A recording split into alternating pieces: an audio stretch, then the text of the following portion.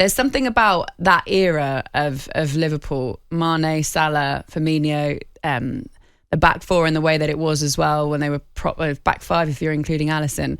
There's just such an iconic team, and Firmino, I think when he leaves, just takes that little bit. Mane going as well, but there's something, I don't know, about Firmino that I just really love. I didn't love it when he scored against Arsenal though. Well, not only his goals, but he gets more, he regains possession more than any player in the team. That's what, they missed that off Mane, but Thiago come off the bench, played well. Liverpool, that's the best they've played all season for me. That is Liverpool back to what they were. Better than against Manchester United. Yeah, I think they played. It was a game that they were both in, right? 2-0 down and took the game to the opposition and dominating it. Thiago showed his class when he came on. Firmino, I mean Trent, he's so good going forward. But if you pick him, you've got to score 2.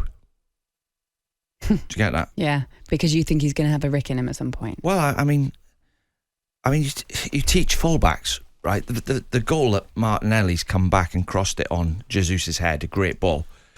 But when you look at it from behind the goal, they showed the overhead camera. Yeah. The ball got switched out to the left, and Martinelli, all he does is run in behind Trent, and Trent stood like frozen looking at the ball. He's got to run with Martinelli. He's got to run with him. And then Martinelli's you teach him to go to run in behind and come short. So that should have been Trent's problem, that he's tracked him, then Martinelli stops and gets it to his feet and then takes him on. But Trent's made his mind up for him, just stood there. But going forward, he's so good. I think he's a wing-back, me. You're going to have to play him wing-back. If you play him in a back four at right-back, you've got to score 2. Okay, let's get more on this now because we are joined by the Times chief football writer, Henry Winter. Hello to you, Henry. Hi, morning, Henry. Laura. Morning, Dean. How are we? Happy Good Easter. morning. Happy Easter. Hope you had a nice weekend and you're full of chocolate. I certainly am. Henry, what a game that was yesterday at Anfield. What did you think? I'm full of adrenaline after yesterday's game, let alone chocolate. I mean, it was extraordinary. Where do you start on that? You know, this alleged elbow, as you say, talking about Trent. Trent was everywhere except right back.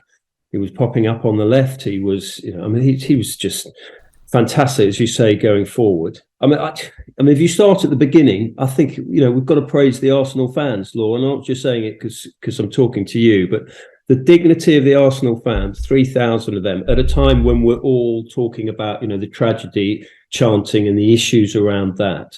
The Arsenal fans were fantastic in that minute's silence, as they should be. We should be expecting that sort of behaviour, but sadly, we don't always see it.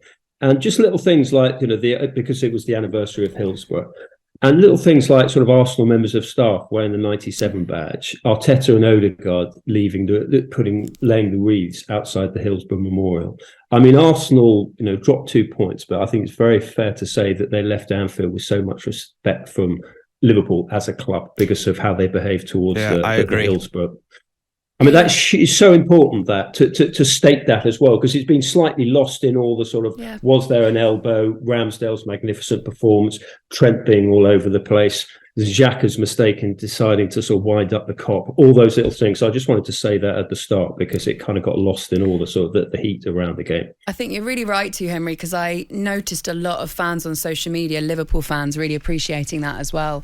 Because you're right, it does get lost, especially as football moves on and new young fans come in that don't quite understand the significance of it, and especially travelling fans that don't decide to respect a minute's silence that means so much. I totally agree, and I think that's a really nice thing for you to do, to open up on that, Henry. We were treated to just the most crazy game, weren't we? I mean, we haven't even mentioned Salah's missed penalty.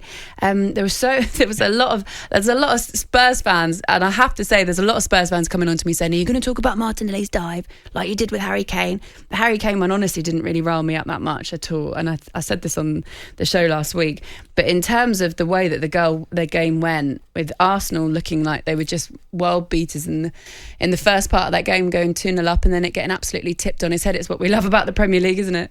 We do, and we throw so many stats at it and XGs, and it's all tactics and graphs and everything. But a game like that is just playground chaos.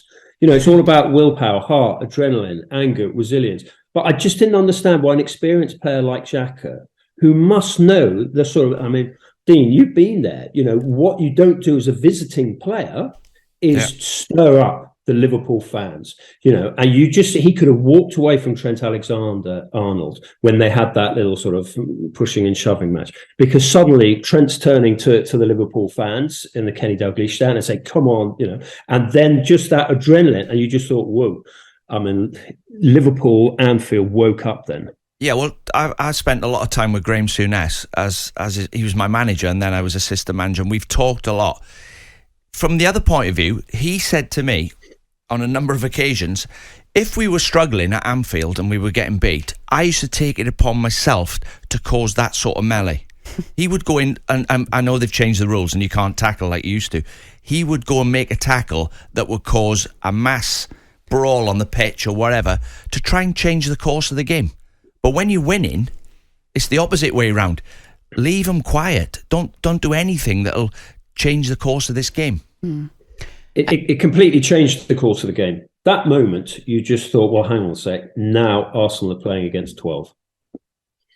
Henry, I want to just really quickly before you go, because I'm running out of time, but I want to ask you about the Andy Robertson incident with the linesman, what you think should happen and what you thought happened actually last night on the actual pitch. What happened? They'd had a few words. Robertson had disputed a decision earlier in the half, but then when you look at the footage, it doesn't look good for the Hatzidakis. So he's got a bit of explaining to do. PGMO seems to be putting out statements of apologies all the time now, and they may have another one on this. I've never seen anything like that. I assume he'll get, if it was a player, he'd get a 3-game ban. So, he might have a little extended break at the moment if it's proven that there was contact. He might have been just trying to shrug Robertson off, but it looks a little bit more than that to me. Yeah, me too. Okay, Henry, thank you very much, mate. Enjoy your bank holiday Monday. Thanks for Henry. coming on.